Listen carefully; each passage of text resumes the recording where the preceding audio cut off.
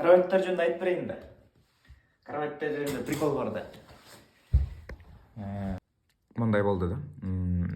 Кроваттар боюнча как айтып берейин. Мен бюджетти рассчитывать этип атканда, бияктан бир мастер менен сүйлөшүп койгонбуз. 17 000 сомдон 7 000 сом работа, 10 000 сом материал. Мен каалагандай кроваттар болчу. Мен ойлоп көрүп койгон кроваттар да. Уже сүйлөшүп койгонбуз. Она тоже маленькая, в принципе. Ну, кроватки тоже уютные.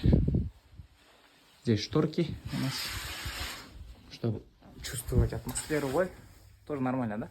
Чувствуется уединенность. Вон там розетка.